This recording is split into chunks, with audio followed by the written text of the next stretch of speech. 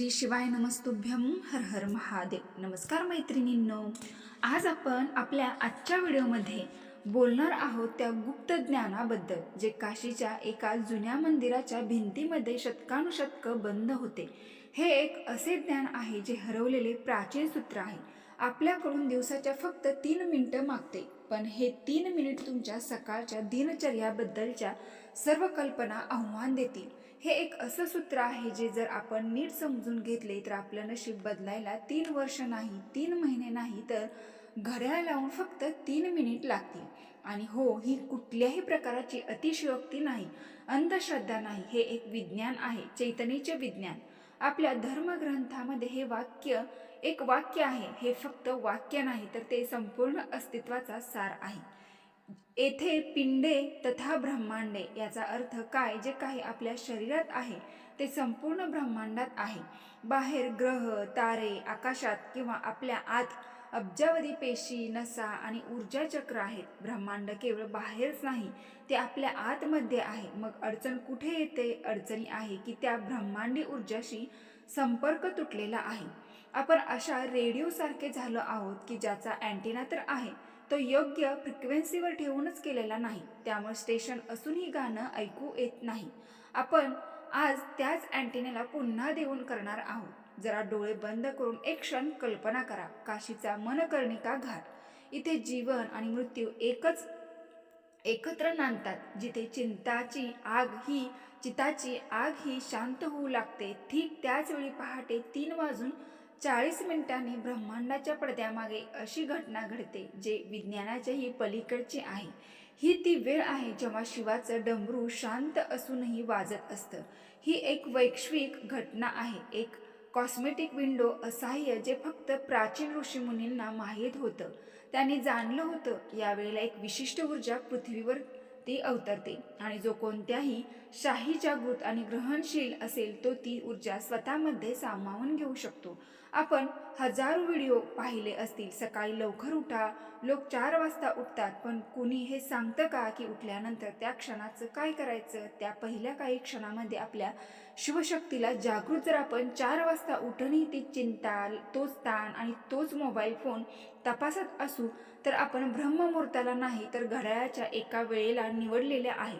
ब्रह्ममुहूर्त ही वेळ नाही की एक अवस्था आहे, ही एक संधी आहे। आज आपण तेच रहस्य उलगडणार आहोत की त्या संधीचं सोनं कसे करावे। चला आपल्या या प्रवासाच्या पहिल्या भागाची सुरुवात करूया।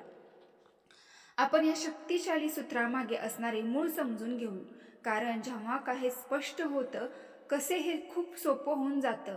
आपण जाणून घेऊया की वैश्विक ऊर्जा जाणून घेण्यासाठी आपल्या शरीर आणि मन कसे तयार करायचं। काशीचं ते गुप्त सूत्र सांगतं की 24 तासापैकी फक्त 48 मिनिट, ज्याला आपण ब्रह्ममुहूर्त म्हणतो, तो असा काळ असतो जेव्हा पृथ्वीचा अष्ट विशिष्ट कोणामध्ये असतो। त्यामुळे ओझोनचा थर, वैश्विक किरणे यांचा आपल्यावर होणारा परिणाम शुद्ध आणि शक्तिशाली असतो। यावेळी हवेत ऑक्सिजन नाही तर प्राण वाहत असतो। प्राण म्हणजे काय? तर प्राण म्हणजे जीवनशक्ती। ऑक्सिजन शरीराला जिवंत ठेवतो, पण प्राण चेतनेला जागृत करतो। ही वेळ फक्त लवकर उठून काम करण्याची वेळ नाही, तर स्वतःला वैश्विक ऊर्जेची जोडण्याची वेळ आहे। स्वतःच्या आतल्या ब्रह्मांडाला बाहेरच्या ब्रह्मांडाशी ती ऊर्जा करण्याची। या रहस्याला समजवण्याआधी आपल्याला शिवतत्व समजून घ्यावे लागेल।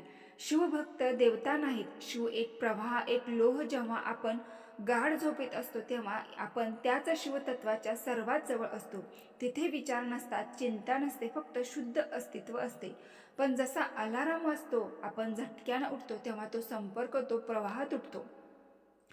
काशीचा ग्रंथ म्हणतो की ब्रह्ममुहूर्तामध्ये जागे होणे म्हणजे वेकिंग अप नाही, तर अवतरित होणे म्हणजे डिसेंडिंग महत्वाचं आहे। जशी गंगा शिवाच्या जटामधून हळुवारपणे पृथ्वीवरती उतरते, तशीच आपली चैतना झोपेच्या दुनियेतून जागृतीच्या दुनियेत शांतपणे उतरायला हवी।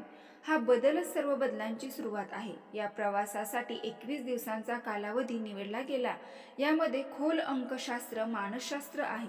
आपलं शरीर एक सवयीचं यंत्र आहे। कोणतीही नवी सवय लावण्यासाठी किंवा जुनी सवय मोडण्यासाठी आपल्या न्यूरल बातवीजला, मेंदूच्या वायरिंगला बदलायला वेळ लागतो। विज्ञान सांगते की यासाठी किमान 21 दिवस लागतात, पण यामध्ये आध्यात्मिक कारणही आहे.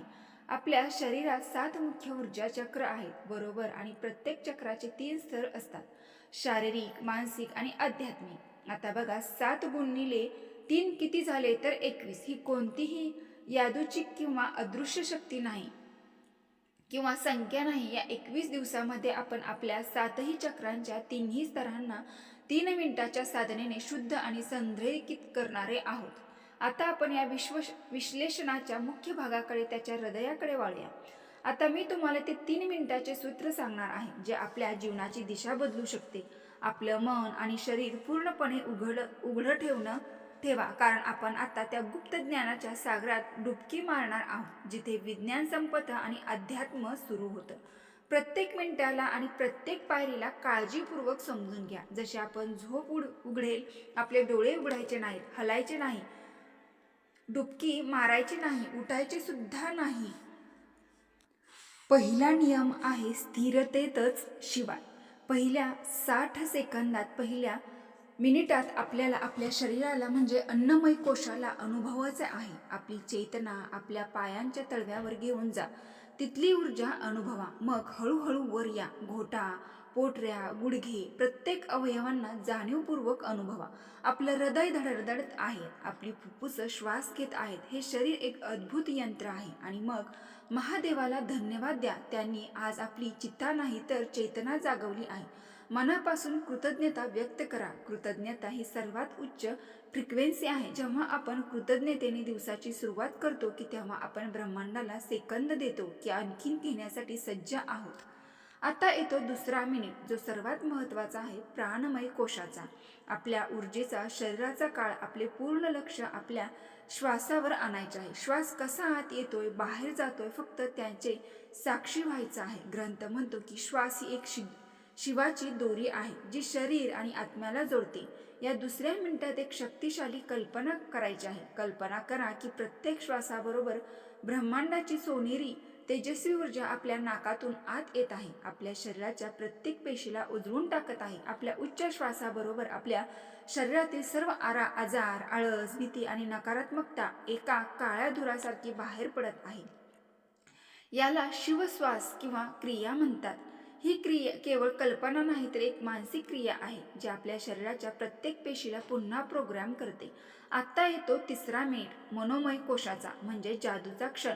जेव्हा शरीर शांत असते, श्वास लय असते, तेव्हा आपले मन थिटा अवस्थेत असते. ही तीच अवस्था आहे जी गाढ झोपेच्या आणि जागृतीच्या मध्ये येते, आणि या अवस्थेत आपले अवचेतन मन पूर्णपणे उघडे असते. या तिसऱ्या मिनिटात आपल्याला आपला संकल्प, आपलं ध्येय, आपलं स्वप्न पुन्हा सांगायचे आहे. पण सावध राहा, इथे बहुतेक लोक चूक करतात. ते म्हणतात मला श्रीमंत व्हायचंय. ग्रंथ म्हणतो इच्छा कमतरता दर्शवते. आपल्याला असे बोलायचे आहे की जणू ते घडलेले आहे. मी शक्तिशाली आहे, मी माझे ध्येय साध्य केले, शिवाची कृपा माझ्यासोबत आहे.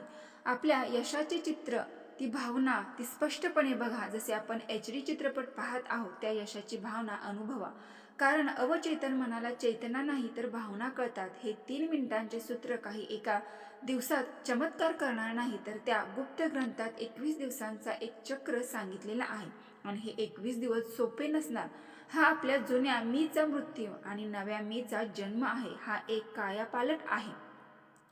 चला तर मग या 21 दिवसाच्या पहिल्या टप्प्याबद्दल सविस्तर जाणून घेऊया, ज्याला ग्रंथ विषपान म्हणतो. आत्ता बघा, आपल्याला हा शब्द जरा विचित्र वाटेल, विषपान, पण लक्षात घ्या, जेव्हा समुद्र मंथन झालं तेव्हा अमृताच्या आधी हलाहल विष निघालं होतं. तेव्हा ते विष महादेवाने आपल्या कंठात धारण केले होते. जेव्हा आपण हे 3 मिनिटाचे तंत्र सुरू करू तेव्हा सुरुवातीचे 7 दिवस आपल्यासाठी खूप कठीण असतील. हे तेच विष आहे जे आपल्यामध्ये वर्षानुवर्ष साचलेले होते. आपला आळस, आपली भीती, आपली नकारात्मकता सवयी, आपल्या दडवलेल्या भावना, हे आता सगळं बाहेर येणार आहे. या पहिल्या 7 दिवसात आपला आळस शिखरावर पोहोचेल, आपलं शरीर बंद करेल, आपल्याला खूप झोप येईल, डोके जड वाटेल, जुने राग, जुनी दुःख अचानक आठवतील, सोडून देण्याची तीव्र इच्छा होईल, पण आपल्याला नीलकंठ बनायचं आहे. या त्रासाला, त्या झोपेच्या झटकेला फक्त बघायचं आहे, त्याला प्रतिक्रिया द्यायची नाही. आणि एक विशेष नियम सुद्धा पाळा. उठल्यानंतर पहिल्या 1 तासाभरात मोबाईलमधील मेन स्क्रीन ही पाहू नका, म्हणजे निळी स्क्रीन ही पाहू नका. किती वेळ आहे जेव्हा आपलं तिसरे नेत्र आपले अंतर्ज्ञान शक्ती सक्रिय होण्याचा प्रयत्न करत असते आणि त्याला अंधार, शांतता हवी असते. मोबाईलचा प्रकाश आणि गोंगाटा नाही. तर आपण हे 7 दिवस टिकून राहिलो तर आपण आपल्या जुन्या सवयीचे कंबर तोडून टाकू. जेव्हा शरीर थोडं शांत होईल आणि आपलं पहिल्या टप्प्यात टिकून राहाल, तेव्हा 8व्या दिवसापासून मनाचा खेळ सुरू होईल. आता आपण प्रवासाच्या दुसऱ्या टप्प्यात प्रवेश करू, जिथे लक्ष शरीराच्या बंडावळीवरून मग मनाच्या गोंगाट्याकडे वळते. याला ग्रंथ म्हणतो अघोर दृष्टी. अघोरासारखा आहे जो घोर नाही, म्हणजे जो साधा सरळ आहे, त्यात कोणताही भेदभाव नाही. या टप्प्यात आपल्याला एक तटस्थ साक्षीदार बनायचं आहे. जसे गंगे तीरावर बसून पाण्याला आपण वाहताना पाहतो, ते चांगले की वाईट याचा विचार करत नाही, तसे शांत बसून आपल्या विचारांना वाहताना पाहायचं आहे. त्यांना पकडायचं नाही, त्यांच्याशी भांडायचं नाही, फक्त त्यांना जाणून द्यायचे. या दिवसामध्ये आपल्याला अचानक नवीन कल्पना सुचतील, तर कधी जुन्या आणि वाईट कल्पना त्रास देतील. ग्रंथ म्हणतो विचारांना पकडू नका, त्यांना वाहू द्या. हळूहळू आपल्याला एक विचित्र शांतता जाणवू लागेल. ज्या गोष्टीवर आपल्याला आधी राग यायचा त्या गोष्टी आता आपल्याला निर्थक वाटतील, कारण आता आपली ऊर्जा मूळाधार चक्रात म्हणजे जगण्याच्या संघर्षातून वर येऊन हृदय चक्राकडे जात आहे. तिथे प्रेम आणि करुणा आहे. त्या 3 मिनिटातूनच 5 मिनिटांसाठी डोळे बंद करून ओम नमः शिवाय मानसिक जप करा. मनातल्या मनात हा जप आपल्या विकृत मनाला शांत करते. आता आपण या 21 दिवसाच्या प्रवासाच्या अंतिम आणि सर्वात फलदायी टप्प्यात प्रवास करत आहोत, म्हणजे तिसऱ्या टप्प्यात प्रवास करत आहोत. या टप्प्यात आपल्याला आंतरिक कार्य बाह्य वास्तवात रूपांतरित होऊ लागतं. हा तो टप्पा आहे ज्याची प्रत्येक साधन वाट पाहत असतो. याला म्हणतात शिवसायुज्य. शिवसायुज्य म्हणजे सरेखन किंवा अलाइनमेंट ही अशी अवस्था आहे जिथे आपल्या स्वतःचा अंटेना, ज्याबद्दल आपण सुरुवातीला बोललो होतो, अखेर वैश्विक सिग्नलशी पूर्णपणे जुळतो. आपली वैयक्तिक चेतना वैश्विक ब्रह्मांडाची चेतना एकरूप होते. आपण जे विचार करतो ब्रह्मांड ते प्रत्यक्षात आणायला लागतो. आपण प्रवासाच्या विरुद्ध पोहतो, थांबवतो आणि प्रवाह बरोबर वाहू लागतो. 15व्या दिवसानंतर आपल्याला अलारामची गरज भासणार नाही. आपलं आंतरिक घड्याळ, आपली बॉडी क्लॉक आपल्याला आपोआप पहाटे 4:40 जागे करेल, आणि तेही पूर्णपणे ताजेतवाने. आपल्याला योगायोग वाढलेला दिसतील. आपण कोणाची तरी आठवण काढायला आणि त्याचा फोन येईल. आपण एखाद्या कामाचा विचार कराल आणि त्याचे मार्ग आपोआप उघडतील. हा कोणताही चमत्कार नाही, हे फक्त घडत आहे, कारण आपला अँटेना आता ब्रह्मांडाच्या सिग्नलशी जुळलेला आहे. आपले विचार आणि ब्रह्मांडाची इच्छा एक झाली आहे. संकल्प सिद्धी म्हणतात. मला 21 दिवसाचा प्रवास इथे संपत नाही, ही तर फक्त सुरुवात आहे. ही एक शक्ती आहे आणि प्रत्यक्ष सोबत एक जबाबदारी येते.